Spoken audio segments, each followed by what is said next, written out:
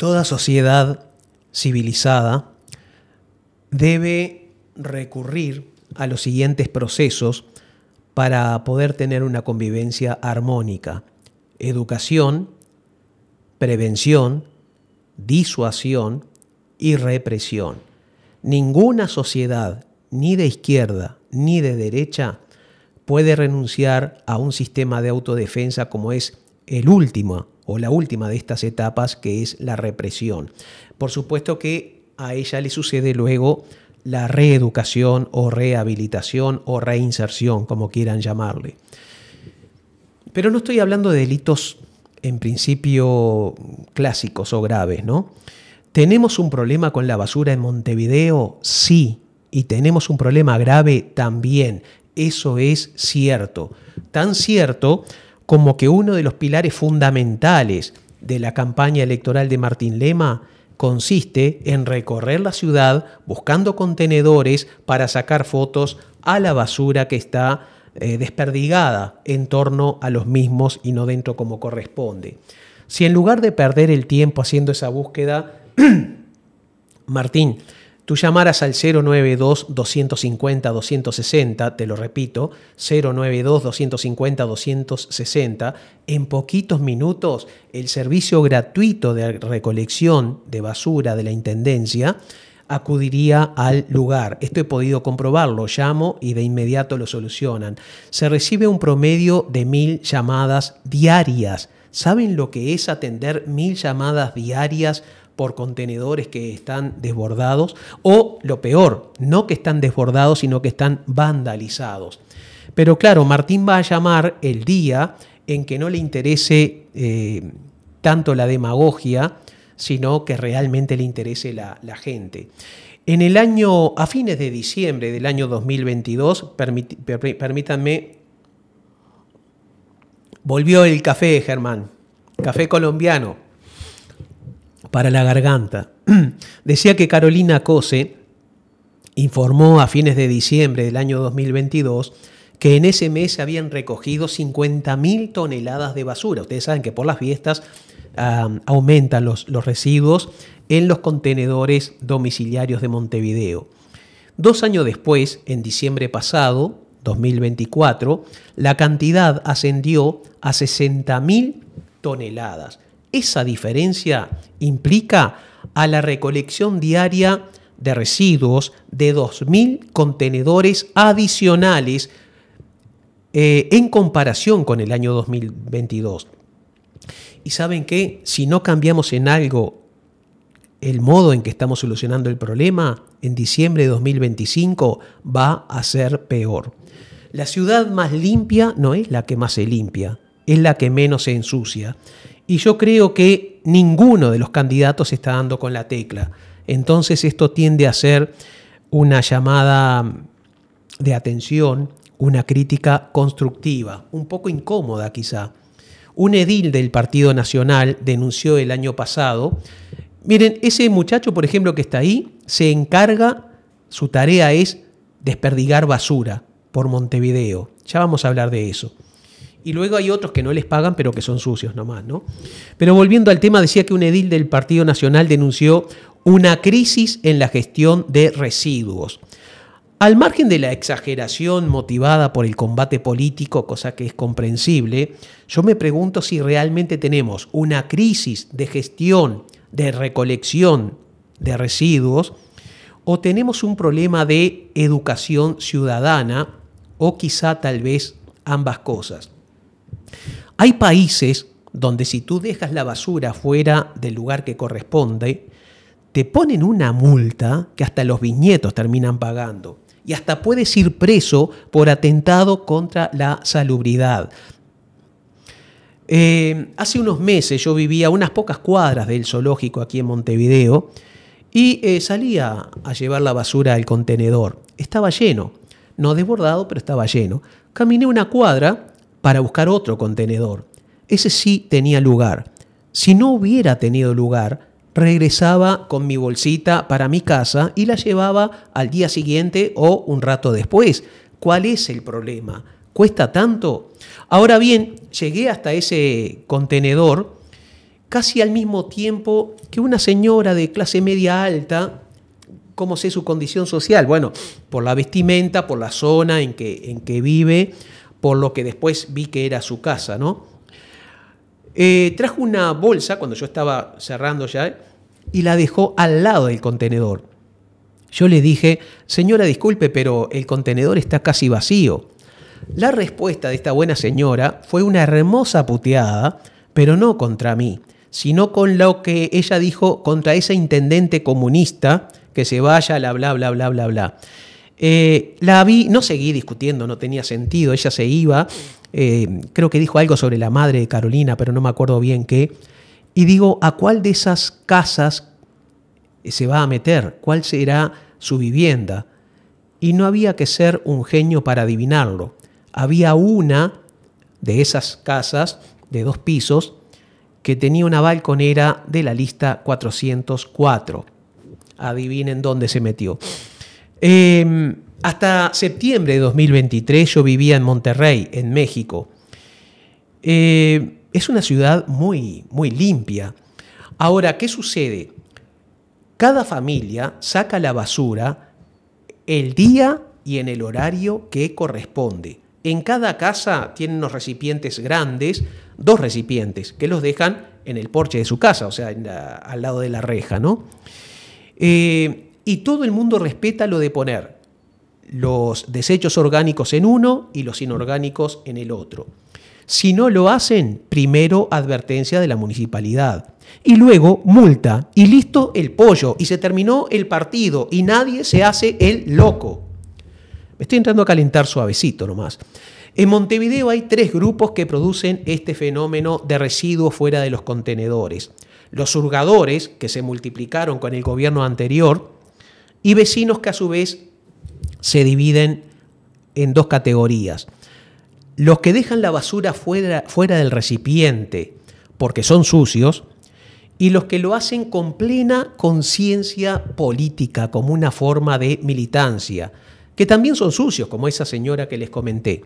Ahora, no todos los hurgadores producen este desastre, pero solo en Montevideo hay 700.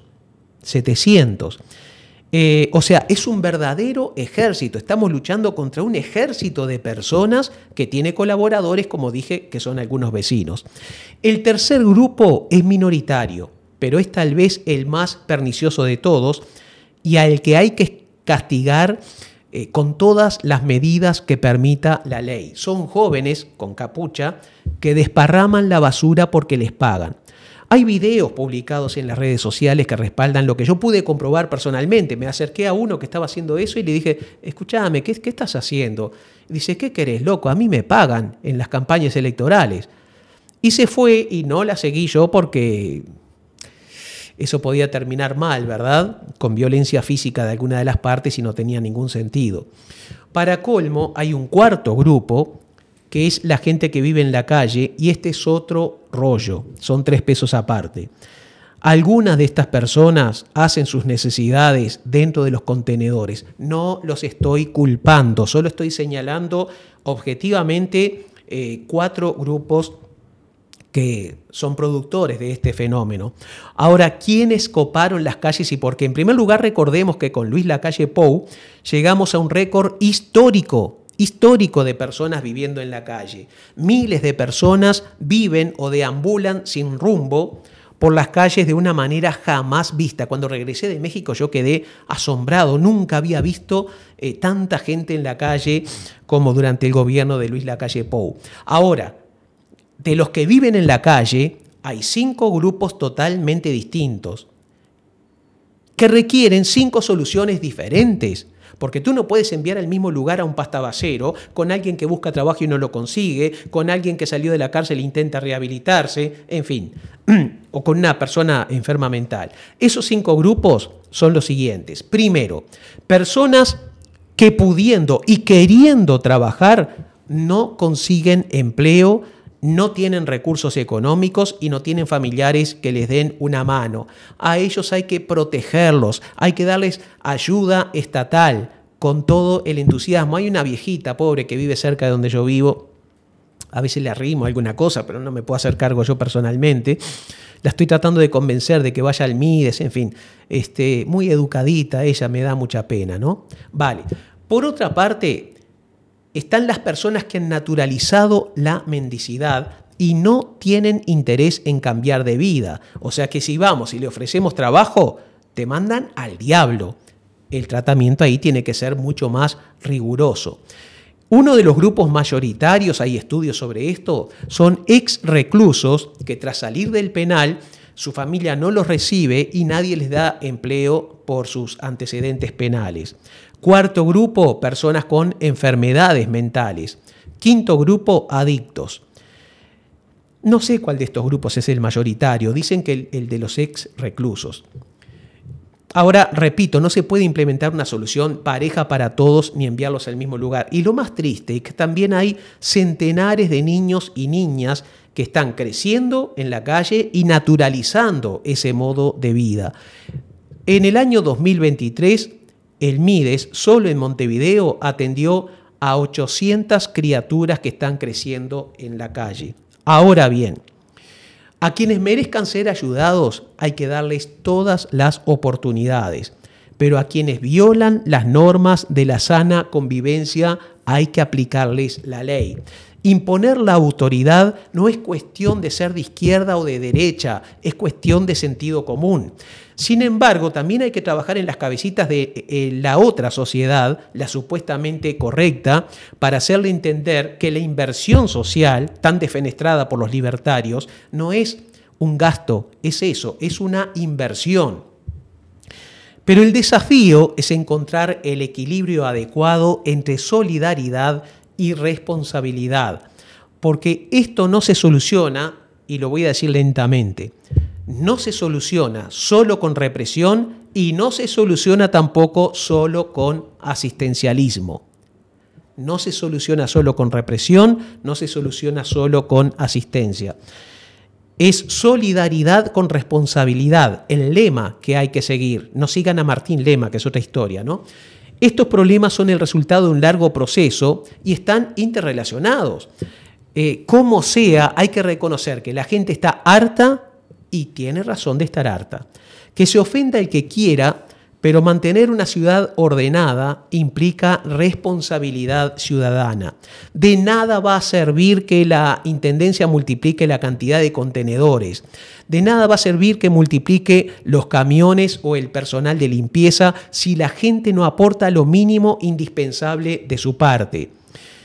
Todos en este país sabemos lo que es correcto y lo que es incorrecto. Ya es hora de aplicar sanciones fuertes a quienes no han aprendido a convivir en sociedad.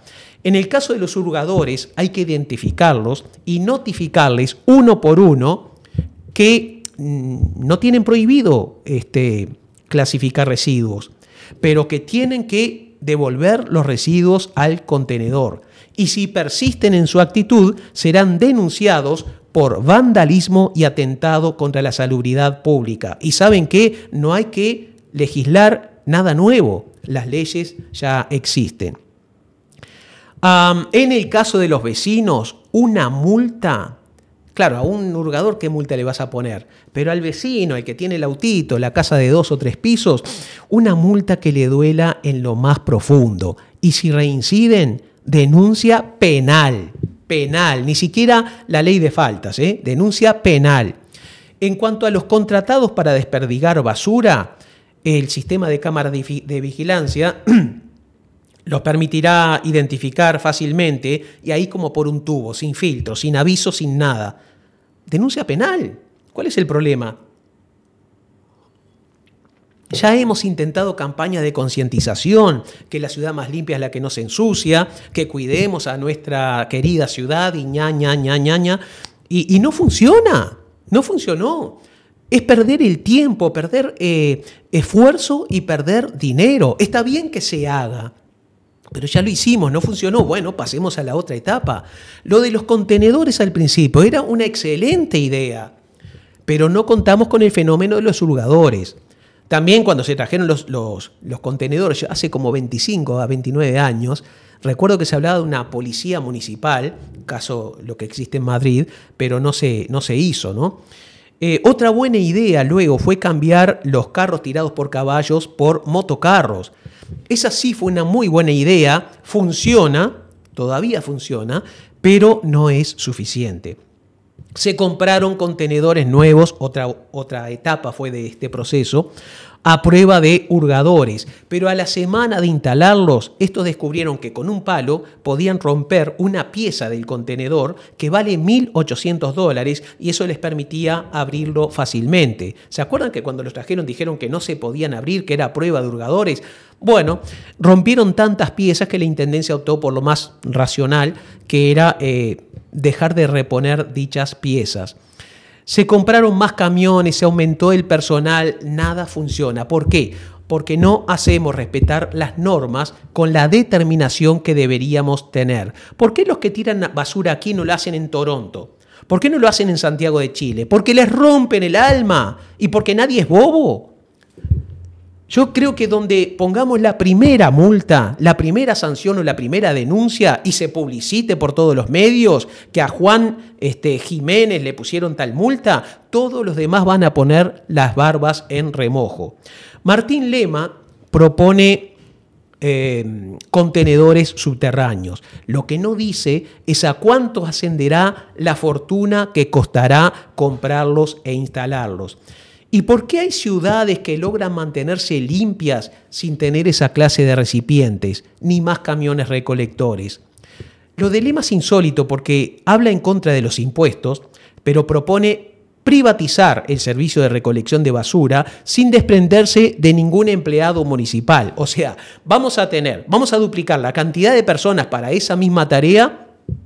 Vamos a aumentar muchísimo el presupuesto y eso solo se solventa con más impuestos o con más endeudamiento o con ambas cosas. Y además, ya sabemos cómo manejan los blancos las privatizaciones o las tercerizaciones. Ya la gente votó a un cheto en el año 2019 y eso le costó a todo el Uruguay un retroceso de 5 años.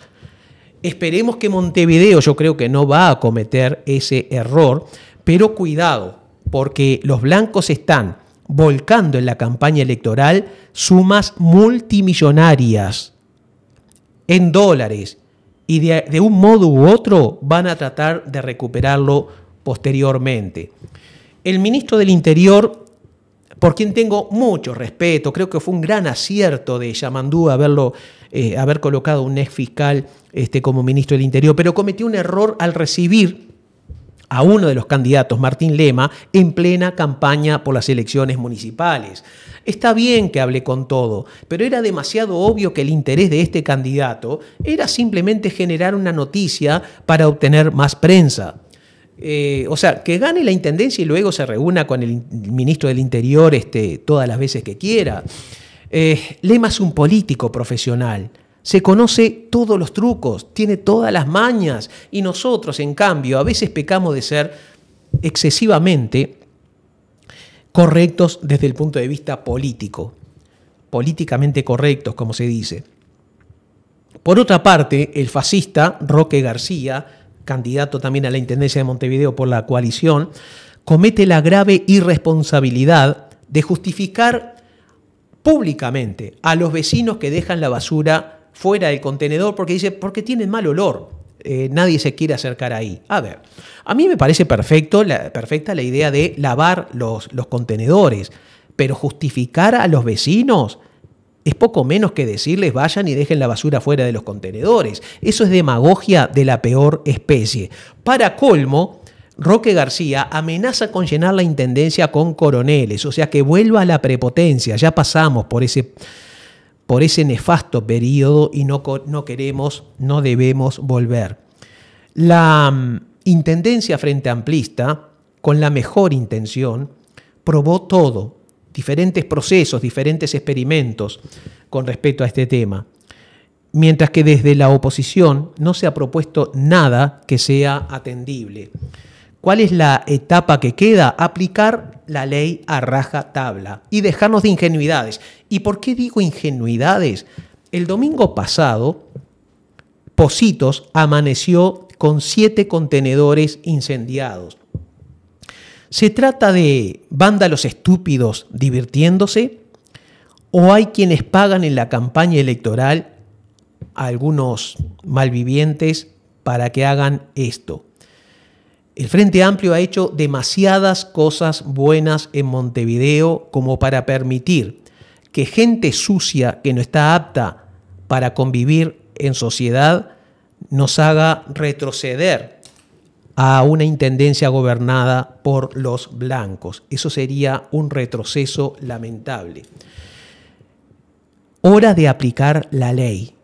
Y repito, no tiene nada que ver con ser de izquierda o ser de derecha. Esto no es autoritarismo. Es lo que la gente, incluso la militancia frente amplista, está reclamando a nuestros compañeros de la intendencia. Ya está.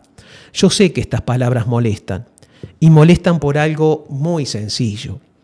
Noticia es algo que alguien en alguna parte, por algún motivo, no quiere que se sepa. Por todo esto y mucho, muchísimo más, estas son, y aquí comienzan, palabras prohibidas.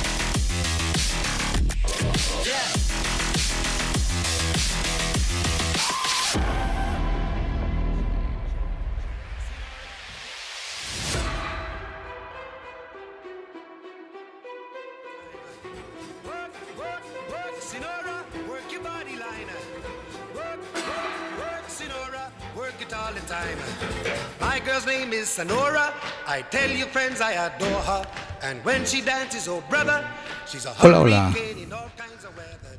¿Cómo andan ustedes?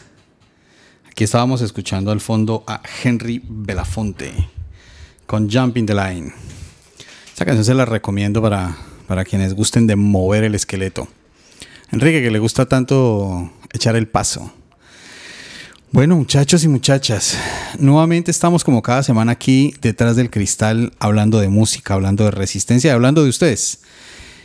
Hoy quiero nuevamente empezar muy complacido y con mucha alegría compartiendo con ustedes que el video anterior, el programa de la semana pasada, llegó a casi 10,000 visualizaciones, cosa que me parece fabuloso, fascinante. Me dice Enrique que 20,000 si incluimos la de Canal Región con nuestro gran amigo, a quien le mando un enorme abrazo, Martín Valdomir, que es un tipazo. Ustedes supieran la calidad de persona que es ese muchacho, de verdad que, hombre, lo veríamos todavía más. Es un tipazo. Además es un loco que tiene un pensamiento crítico también bastante sólido. Bueno, imagínense ustedes, en una semana 20,000 visualizaciones entre los dos canales. Eso significa que la gente nos está dando bola. Así que quiero saludarles, quiero abrazarles, quiero decirles que estamos leyendo nuevamente. Les decimos que leemos todos sus comentarios, los que nos dan para adelante y los que no, porque también hay comentarios aquí que no nos dan para adelante. Y bueno, de eso se trata esto, se trata de que cada uno y cada una exprese lo que piensa, lo que siente y las cosas que le evocan estas palabras que decimos nosotros desde este lado. Así que un gran abrazo para todos ustedes. Los comentarios están acá para que ustedes mismos lo lean también, para que se lean, para que se den cuenta más o menos por dónde va la cosa. Nosotros vemos qué es lo que ustedes nos van diciendo sobre el nombre de la columna. Bueno, yo les cuento que ya tengo más o menos una definición hecha y una definición sobre la que voy a trabajar una gráfica que más adelante se las iré presentando, y la sección se va a llamar Notas de Resistencia, a partir de todo lo que ustedes nos han dicho, a partir de las sugerencias que nos han hecho, a partir como de lo que hemos conversado también nosotros acá a nivel interno. Esa sería la forma en que vamos a llamar a este espacio, así que bueno, nada. Silvia Lorenzo me saluda directamente, me dice: ¿qué tal, Germán? Hola, Silvia, ¿cómo estás? ¿Qué tal? Bueno, así que acá están los comentarios y vamos a entrar en materia por el día de hoy, a ver de qué vamos a conversar.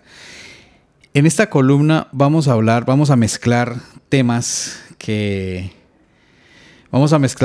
tal vez parece que en principio no tienen nada que ver el uno con el otro, pero que yo creo que sí, que tienen alguna cosa que ver, y los vamos a encontrar ese punto en el que nos vamos a encontrar entre estos temas. ¿Cuáles son estos temas? Son la United Fruit Company, las bananas, bananas que consumimos nosotros regularmente en el supermercado o las que compramos en la feria. Nueva York también será un lugar que nos va a evocar esta columna que tengo acá. Denme un momento que tengo que encontrar dónde está el volumen. ¿Dónde está el volumen de la lista? Que es el número 15. Ya les sigo conversando acerca de lo que estamos hablando. Bien, ahora sí, ya lo encontré. Vamos con estas imágenes ahora sí. De esto se trata lo que vamos a hablar. Ahora vamos a hablar de bananas, vamos a hablar de una cosa que fue... Vamos a volver a la historia de la razón por la que las repúblicas bananeras se llaman repúblicas bananeras. Esto se lo debemos principalmente a una compañía que se llamó durante muchos años la United Fruit Company. Antes tenía otro nombre, antes se llamaba la Boston Fruit Company, y en 1999 esta compañía se unió con otras empresas más chicas y formaron la United Fruit Company. ¿Cuál fue la principal característica de esta empresa? Esta empresa tenía como objetivo apropiarse de todo el mercado de la banana que se desarrollaba principalmente en Centroamérica y en la región Caribe, o en América insular, como llamaríamos América insular, es decir, Jamaica, Cuba, Haití, Puerto Rico, Barbados. Toda esta zona tiene una tierra muy fértil y unas condiciones muy fértiles para la producción de bananas. Entonces, esta empresa empezó generando una cosa que fue lo que le llamaron en su momento la diplomacia del dólar. ¿Eso qué quería decir? ¿Eso qué quiere decir? Básicamente que esta empresa, siendo una empresa muy grande, llegaba con plata, con dinero, e influía en los actores políticos locales en todo Centroamérica y en el Caribe con el fin de apropiarse justamente de esa producción para hacer un monopolio de producción comercial del banano. Y le apostaron a una fórmula ganadora, y esta fórmula fue comprar todos los campos plantables en Centroamérica y además participar por medio o bien de licitaciones o bien de inversión directa o bien de la diplomacia del dólar, es decir, poniendo y quitando a quienes toman decisiones, de la construcción de los ferrocarriles. Es decir, una fórmula ganadora. Por un lado se apropian de las tierras, las compran baratas o simplemente las toman, y por el otro lado van construyendo el ferrocarril que va a servir para sacar ese producto. Esta empresa, la United Fruit Company, tiene unos hitos específicos que yo quisiera traer acá. El primero de ellos es en 1928, el 6 de diciembre de 1928, en mi patria, en mi tierra, en mi país, en Colombia. Ese día ocurre uno de los mayores hitos de la historia de Colombia, y es la masacre de las bananeras, que, si ustedes recordarán, se menciona en 100 años de soledad. ¿Qué fue lo que pasó ese día? Ese día, una movilización de más o menos unos 25,000 trabajadores estaba protestando en contra de la United Fruit Company y de unas condiciones totalmente deplorables que tenían en ese lugar los trabajadores y trabajadoras, y se reúnen en un municipio en la costa atlántica colombiana que se llama Ciénaga, en Magdalena. El 5 de diciembre, en horas de la tarde, llegaron los trabajadores y trabajadoras a reunirse ahí, y en horas de la mañana el gobierno envió al ejército para que hiciera presencia en ese lugar. ordenando el desalojo del lugar donde estaban, junto al ferrocarril. El resultado de esta incursión fue que cuando la gente decidió no desalojar, no irse y mantener la protesta, el ejército abrió fuego en contra de las personas que se encontraban allí reunidas, con un saldo que hasta ahora ha sido difícil establecer realmente de cuántas personas muertas fueron. Se habla de que fueron entre 1.500 y 2.000 personas asesinadas ese día, y los cadáveres fueron cargados en los mismos trenes que eran manejados por la United Fruit Company para ser desaparecidos, enterrados, botados al mar. Finalmente, para de alguna forma borrar la dimensión del horror que se había cometido ahí. Pero ese no fue el único. También estuvo la United Fruit Company detrás del golpe que en Guatemala en 1954 se le dio a Jacobo Arbenz. Es decir, la influencia de la United Fruit Company en términos de la geopolítica en Centroamérica y el Caribe es brutal.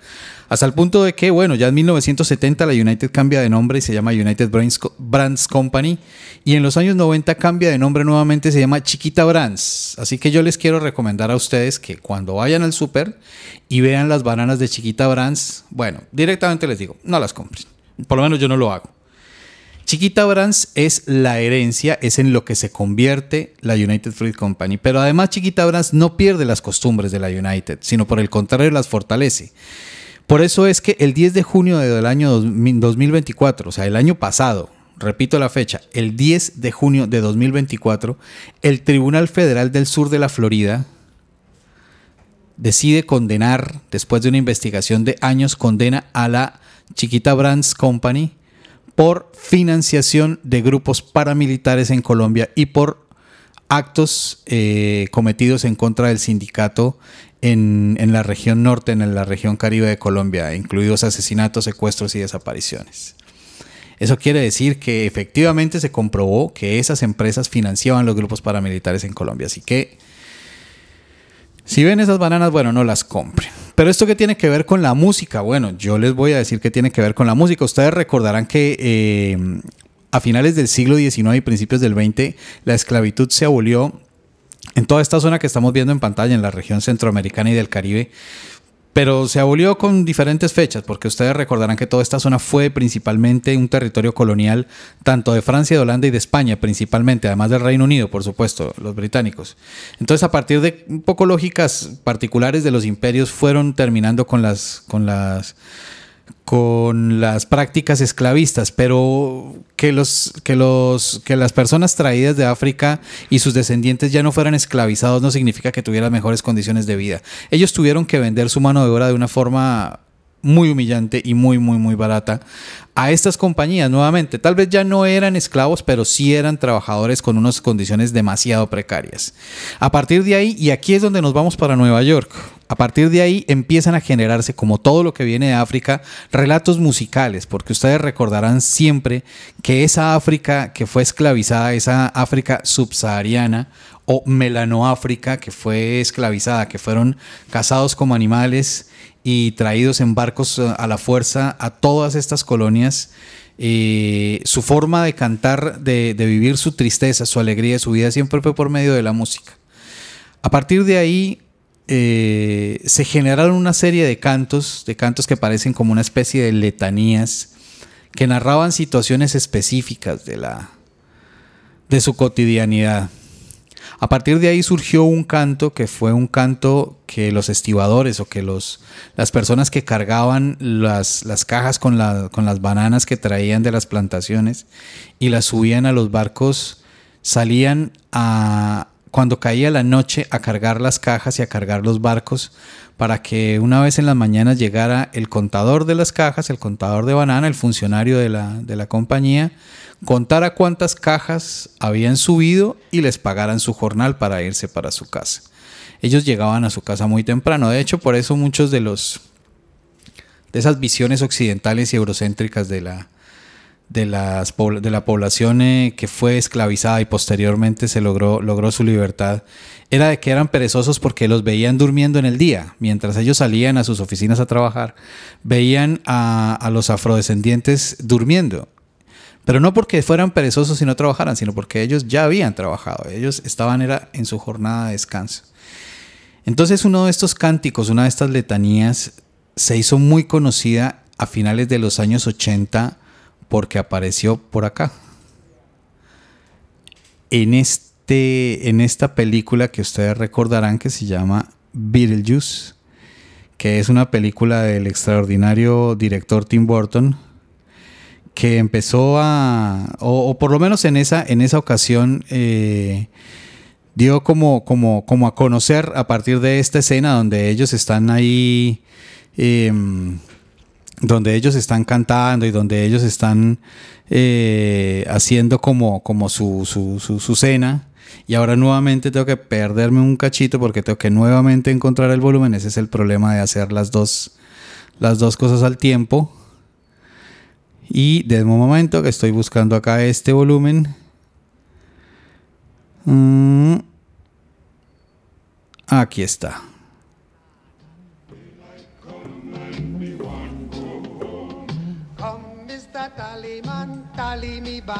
Esta es una de las escenas, tal vez una de las escenas emblemáticas del cine de finales del siglo XX. Vean la película, no les quiero contar de qué va, vean la película. Aquí se da a conocer esta canción, para quienes no hablamos inglés, por lo menos no somos nativos del inglés, nos llamó bastante la atención porque queríamos saber qué era lo que estaban cantando. Ahí están siendo de alguna forma víctimas, vamos a decirlo así, de una posesión demoníaca, si se le quiere decir. Las personas que están ahí en esa escena están siendo poseídas por un espíritu que los pone a cantar y los pone a bailar. ¿Qué cantaba? ¿Qué era lo que decía? Bueno, esa voz que acaban de escuchar ustedes ahí, que es la misma voz de la canción que había puesto yo al inicio, aunque la escena es bastante cómica, es la canción de Henry Belafonte. Henry Belafonte fue un afrodescendiente nacido en Nueva York, por eso les decía que ahora hablábamos de Nueva York. Es un afrodescendiente nacido en Nueva York, hijo de jamaiquinos, que pasó algunos años de su vida en Jamaica y luego regresó a los Estados Unidos y se interesó por el arte y logró convertirse en lo que se llamó en Estados Unidos durante los años 50 y 60 el rey del calipso, cuando en Estados Unidos había un creciente interés por la música tropical y la música centroamericana y caribeña, en aquella época en la que el calipso y el mambo se convirtieron en el baile de moda en los centros nocturnos de la inteligencia norteamericana. Bueno, Henry Belafonte aquí canta una canción que se llama Day-O. Esa canción es la canción de los estibadores. Les voy a dejar, porque como está en inglés, voy a dejarles con un video que tiene la letra. Esto es un lamento. Esta canción es un lamento. Esta canción lo que está diciendo es: señor contador de cajas, venga rápido, me quiero ir para mi casa. Cuente las bananas y págame que me quiero ir. Pero lo dice así, como se dice con sangre caribe, con sangre africana. Se dice como diríamos nosotros allá, se dice hasta eso se llora con sabrosura. Así que acá les dejo a Henry Belafonte con Day-O. Daylight come and me want go home. Work all night and a drink a rum. Daylight come and me want go home. Stack banana till the morning come. Daylight come and me want go home. Come, Mr. Tallyman, tally me banana. Daylight come and me want go home. Come, Mr. Tallyman, tally me banana. Daylight come and me want go home. Live 6 foot, 7 foot, 8 foot bunch. Daylight come and me want go home. 6 foot, 7 foot, 8 foot bunch. Daylight come and me want go home. Day is a day, oh. Daylight come and me want go home. Day is a day, is a day, is a day. Daylight come and me want go home. A beautiful bunch, a ripe banana. Daylight come and we want go home. Hide the deadly black tarantula. Daylight come and we want go home. 7 foot, 8 foot bunch. Daylight come and we want go home. 6 foot, 7 foot, 8 foot bunch. Daylight come and we want go home. Day is a day, oh. Daylight come and we want go home. Day is a day, is a day, is a day, Daylight is a come day. and we want go home. Come, Mr. Tallyman, tally me banana. Daylight come and we want go home. Come, Mr. Tallyman, tally me banana. Daylight come and we want go home. Day, oh, day. Excelente trabajo, Germán. La historia es la base de la cultura. Yo estoy intentando que el Frente Amplio eche a andar de la manera que corresponde una escuela de formación ideológica, y este tipo de informes como el que acabas de hacer es fundamental.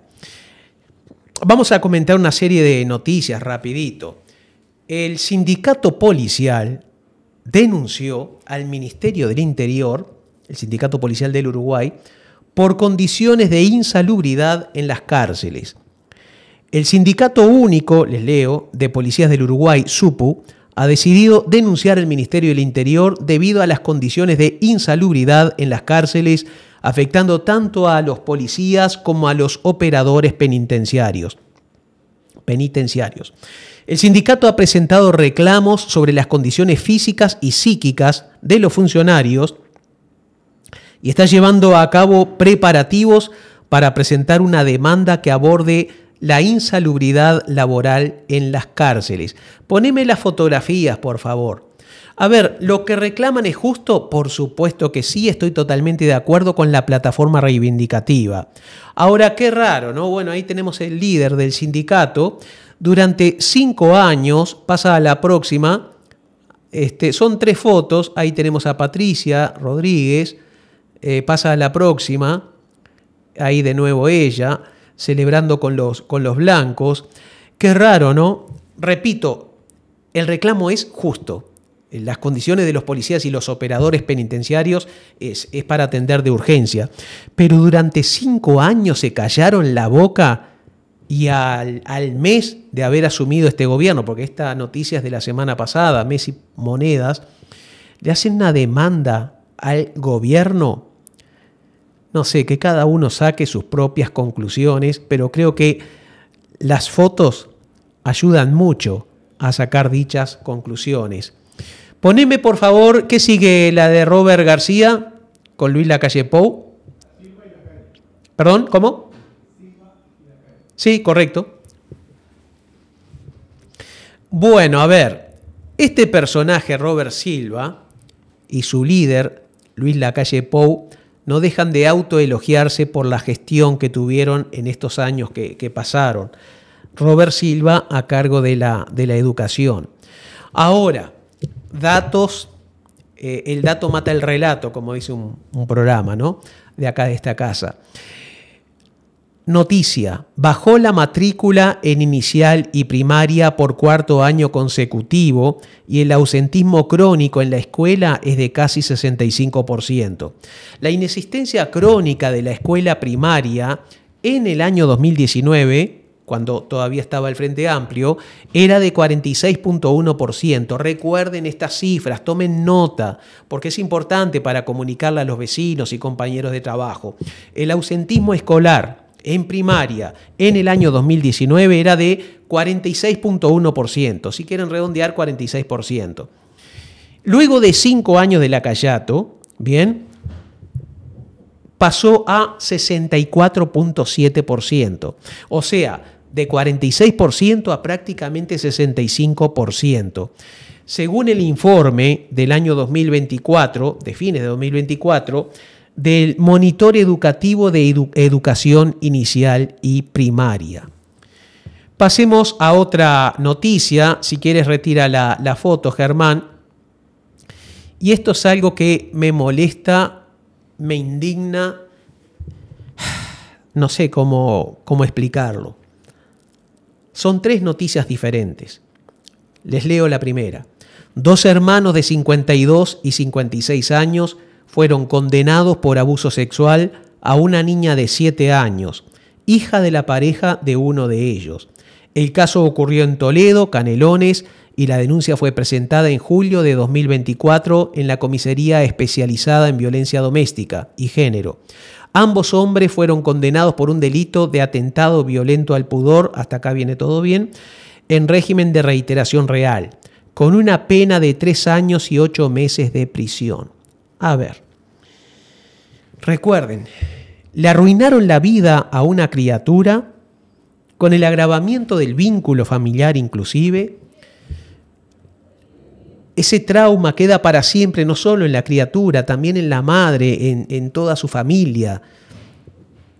Yo pienso que habría que cambiar el Código Penal, y aunque en líneas generales no estoy de acuerdo en recrudecer las penas, en el caso de los delitos de carácter sexual, sí, bien, totalmente. Es más, lo equipararía con el delito de homicidio, porque cuando se viola a un niño o niña, se le está asesinando su inocencia, su infancia, su alegría. Y no solo, repito, a la víctima, también a su entorno familiar. Pero recuerden, 3 años y 8 meses. Otra noticia de la semana pasada. Condenaron a 3 años de cárcel al taxista que abusó de una joven a la que trasladó de Las Piedras al Prado. Imaginen la impotencia y el asco de esa chiquilina. 3 años para el degenerado. 3 años para este violador, para este criminal. Pero, ¿qué es lo que me termina de sacar de las casillas? Que en el mismo día sale esta otra noticia. La Fiscalía pidió 4 años de prisión para comunicadora imputada por robo de casi $70.000 en Punta del Este. No voy a defender a la comunicadora. Entregó el robo, entraron a la casa de una persona sin ejercer violencia contra la misma, en horarios en que no estaba. Fue un hurto, fue un robo, no fue siquiera una rapiña. Ahora, para esta comunicadora, que obviamente sí tiene que ser penada, cometió un delito, piden 4 años. Y para los que violan a una niña de 7 años o a un adolescente, pagan con 3 años o con 3 y moneda. ¿Pero qué está pasando? Yo he defendido a la Fiscalía y la defiendo ante el embate alevoso que está llevando a cabo la derecha. Los defiendo y los voy a seguir defendiendo a los fiscales, porque hay que tener mucho coraje para ser fiscal o juez. Pero reúnanse, muchachos, reúnanse, muchachas, para ver en qué están fallando. Porque no puede ser que un tipo que robó un termo, una matera con un termo en Piriápolis el año pasado, lo castigaran con 1 año y medio de prisión, y a otras, bueno, hay narcotraficantes que han salido antes. Recordemos siempre aquella contradicción entre Summer, me acuerdo que le llamaban igual que la cantante norteamericana, Donna Summer, imposible olvidarla, entró 75 gramos de marihuana al penal y la castigaron con, no sé, 4 años y pico. Pero al narcotraficante de la Tahona, le dieron la mitad de la pena. Entonces, acá no se trata solo de que los legisladores reformulen el Código de Proceso Penal y el Código Penal, que es el que tiene que ver en este caso. Se trata de que tengan un mismo criterio. Pero a propósito de falta de criterios, a ver, les quiero leer esta noticia. En esta no hay imagen. Vamos a pasar a hablar de Andrés Ojeda, pero miren esta noticia. Salió la semana, hace unos días.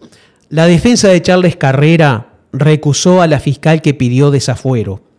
Aseguró que no siguió lineamientos de la Fiscalía. O sea, la defensa del ex senador Charles Carrera recusó a la fiscal. Todo ciudadano imputado por algo tiene derecho a recusar a un fiscal.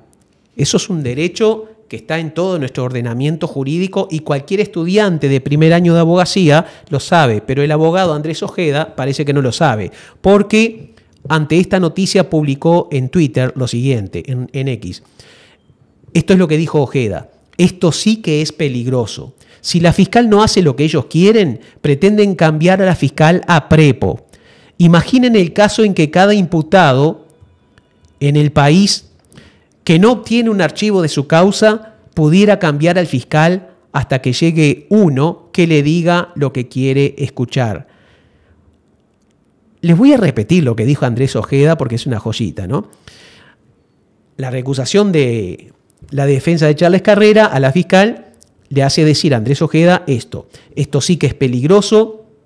Si la fiscal no hace lo que ellos quieren, pretenden cambiar a la fiscal a prepo.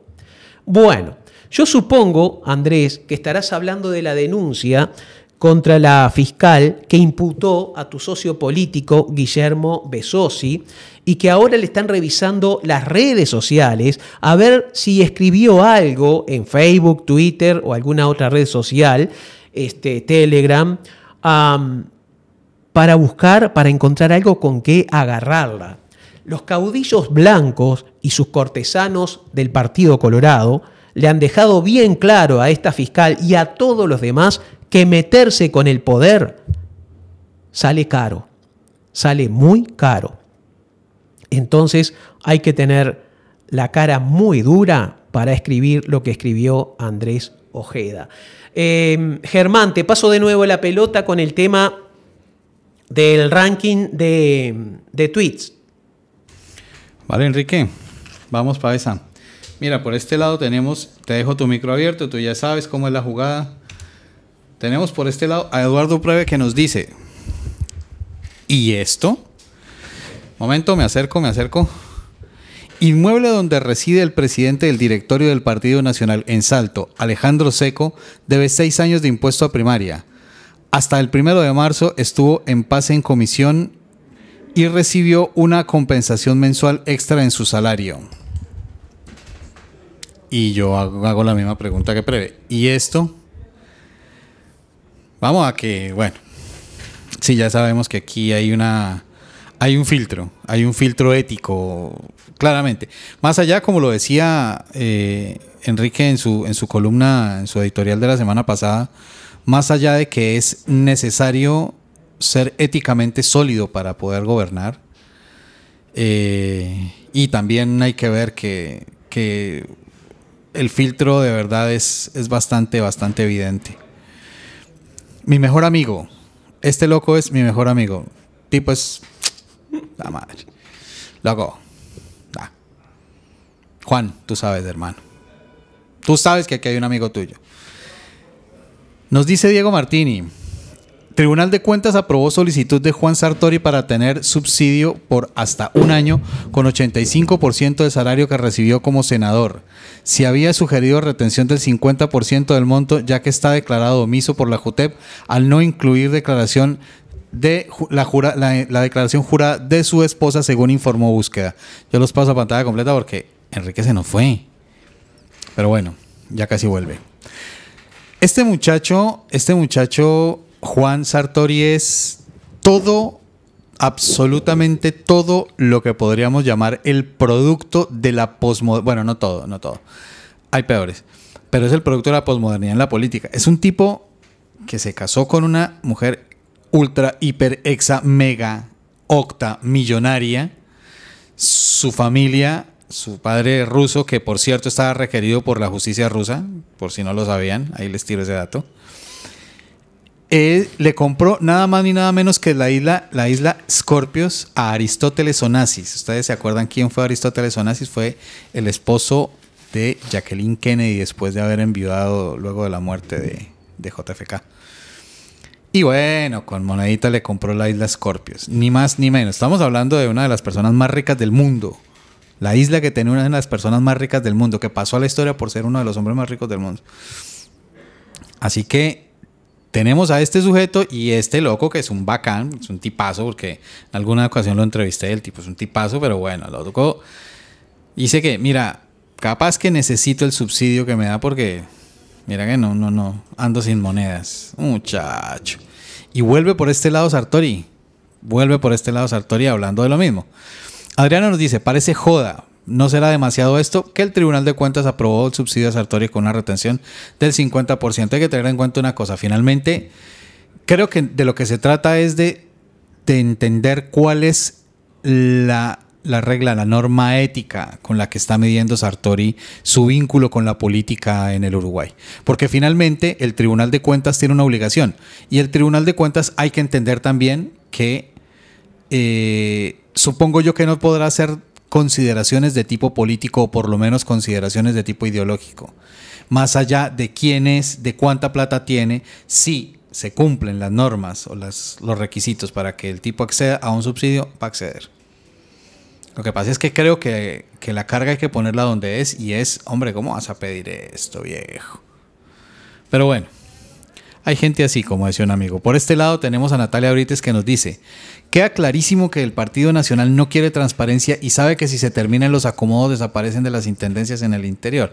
Hablando de la noticia subrayado de que la Comisión de Diputados aprobó el proyecto de ley sobre ingresos a las intendencias con votos del Frente Amplio, del Cabildo Abierto y de los Colorados, pero el Partido Nacional hay que reconocerle la coherencia en ese sentido que tiene, ¿no? Los tipos dicen: a nosotros nos sirve, precisamos y hacemos uso de los acomodos en el interior, por lo tanto esta es una ley que no vamos a votar. En eso, bueno, se la damos como parte de la coherencia. Que no estemos de acuerdo es otra cosa. Por este lado, LCI Flores nos dice: no dejes que te confundan los lacayos y los sionistas. No tenés que ser palestino para repudiar este genocidio. Basta que seas padre, madre e hijo. Basta con que seas un humano de bien y no un monstruo.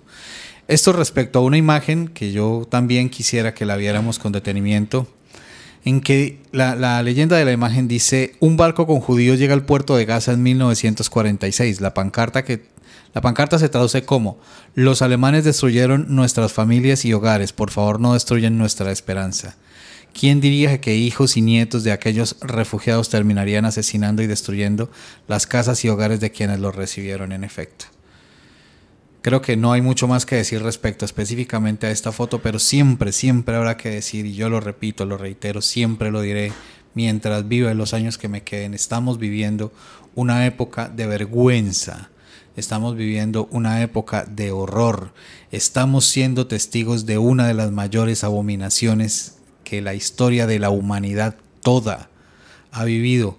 Este tiempo que estamos viviendo ahora pasará a la historia junto a capítulos oscuros, horribles, como la masacre, el genocidio de los Tutsi en Ruanda, como el Holocausto en Alemania, como el genocidio armenio. O sea, esto que está ocurriendo hoy va a pasar a la historia como un momento de vergüenza, la humanidad, y no sé qué más decir. Todos los días de mi vida lo recordaré hasta que muera. No me siento capaz de compartir una época con esto que está ocurriendo. Duele la humanidad hoy. Bueno, por este otro lado, María Cabrera nos dice: resulta que ahora el sindicato policial dice que en los 5 años de la calle Pou perdieron 3.5% del salario y no lo reclamaron antes. Lo que decía Enrique hace un rato, en efecto, María, así es la cosa.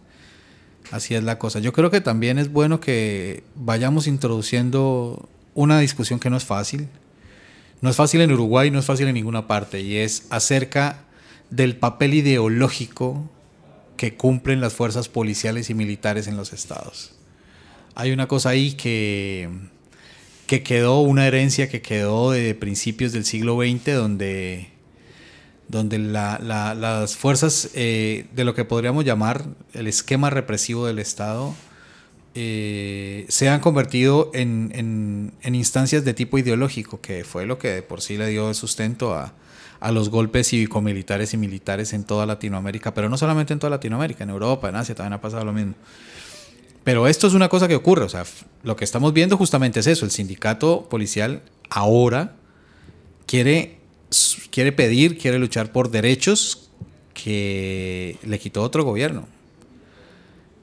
Y están haciendo los reclamos ahora, y en el momento en el que estaban perdiendo esos derechos y en el que estaban retrocediendo, no hicieron el reclamo porque tuvieron otro lugar en términos político-ideológicos. Y esto es una cosa que nosotros también tenemos que verla, porque ellos finalmente cambiaron estatus por sus condiciones. Ahora están en otra y están acordándose que que perdieron parte de su salario. Así que, bueno.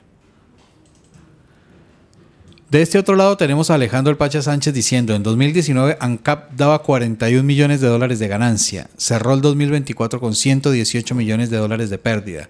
Además, nos enteramos el día de hoy que durante noviembre el gobierno autorizó un crédito y pidió un préstamo por 160 millones de dólares, llevando a que la deuda total de ANCAP sea de 255 millones. Trabajaremos para que ANCAP vuelva a ser lo que fue y debe ser, una empresa del más alto nivel. Se terminó el tiempo de decir y no hacer, de vender espejitos de colores. Nosotros vinimos a gestionar. Bueno, son las palabras del Pacha. Así que creo que respecto a esto no hay mucho más que decir, salvo que él mismo dice, bueno, la pregunta es, ¿dónde está la plata? Supongo que Sendik, tal vez, capaz. Algo hay que decir, la culpa hay que echársela a alguien, menos a la mala gestión y muchísimo menos a las malas decisiones de gobierno. Gustavo Pintos nos dice: Luis Alberto Eber fue ministro de Transporte y regaló el puerto, fue ministro del Interior y se tuvo que ir cuando le dio el pasaporte a Marcet. Ahora dice que Penades no es pedófilo, de lo peor de la política, personaje absolutamente nefasto. Y sí, también no tengo mucho más que decir respecto a esto. Talos dice: alguien leyó, vio o escuchó en la TV, diario o radio que en noviembre pasado ANCAP tuvo que pedir un préstamo de 160 millones de dólares porque no tenía dinero en caja. Bueno, efectivamente seguimos reiterando lo que estábamos diciendo antes y entonces hasta ahí nos llegaron los tweets de esta semana, Enrique. Bueno, y hasta aquí también llego yo. Me despido hasta la semana que viene, gente querida. Gracias, Germán. Me gustó mucho lo de Talos, porque yo me río, porque es cierto, o sea, ni Dios sabía que un préstamo de 160 millones de dólares, ningún medio lo tenía. Pasame, hay otra imagen que sigue a continuación. Bueno, no siempre les vamos a comentar noticias que nos beneficien a nosotros. Esto es desagradable, pero tampoco le vamos a sacar la cola a la jeringa. Esto fue la semana pasada, creo que el lunes de la semana pasada. Presidenta del Frente Amplio, Soria, en realidad, bueno, otro día voy a hablar por qué insisto en decir presidente. Hay una explicación para eso, ¿no? Y no tiene nada que ver con el machismo. Pero bien, la presidenta del Frente Amplio de Soriano realizó denuncia policial falsa de pérdida de licencia de conducir y firmó declaración jurada de solicitud de duplicado, mintiendo por libretas que nunca tuvo. A ver, denunció que había perdido una libreta de determinada categoría cuando ella lo que tenía era una libreta de la primera categoría, mejor dicho, de la categoría inferior. Les ahorro los detalles técnicos. Y su hermana, desde la intendencia, maniobraba no solo para que ella obtuviera esa libreta con la letra que quería, sino otras personas.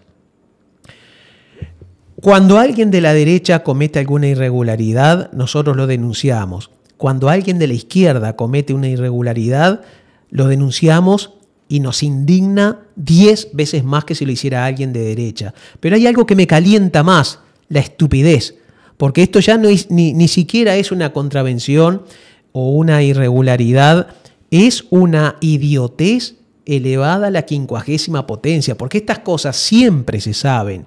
Y repito lo que dije en el programa pasado: ¿cuándo vamos a aprender que a nosotros, los medios hegemónicos de desinformación, no nos van a perdonar ni la milésima parte de lo que se le perdona a la derecha? Ahora, ojo, porque el Frente Amplio de Soriano aceptó o exigió de inmediato la renuncia. Saltó la noticia y en el mismo día ya estaba fuera. Perfecto. Nunca vamos a poder evitar que se nos cuele algún corrupto o corrupta. ¿Bien? No se puede, porque está...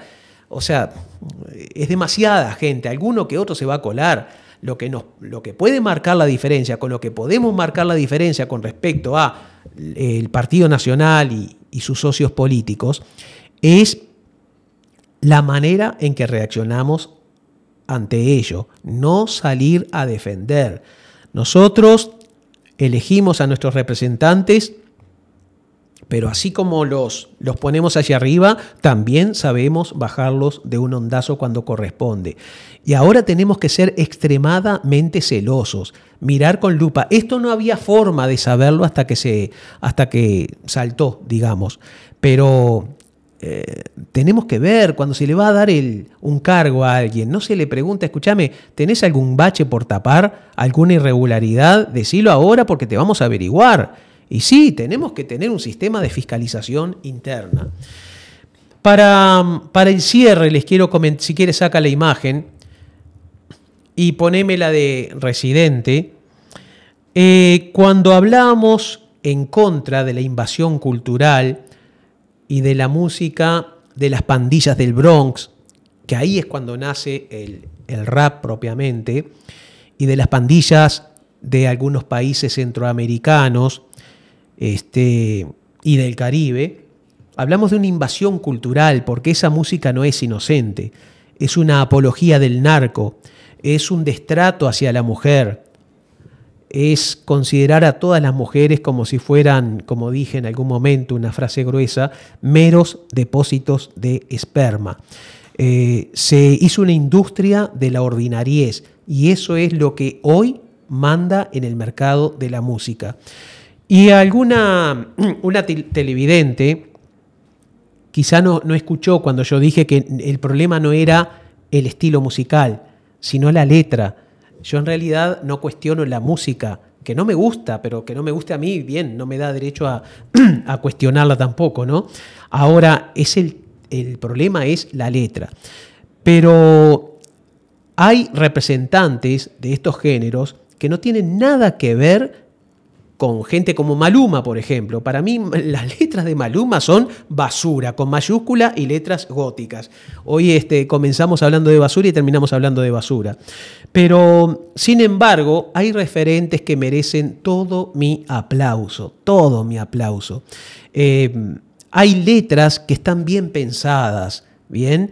Y nosotros nos vamos a despedir con una y como siempre les pedimos que cierren los ojos, que le digan a su hijo o hija adolescente, escucha 3 minutos esto, pero presta atención a la letra y luego compara con lo que te están poniendo todo el día en la radio o que escuchas por YouTube. Calle 13 utiliza una especie de rap alternativo. La banda tiene un estilo musical ecléctico, fusiona géneros como el reggaetón, la música electrónica, el hip hop y la música latina. Y tiene un sonido único, original, revolucionario. Los dejo con este tema que a mí la letra me impresionó y se refiere a Latinoamérica. Y nos vemos el martes que viene cuando volvamos a la hora 20 en punto con Palabras Prohibidas.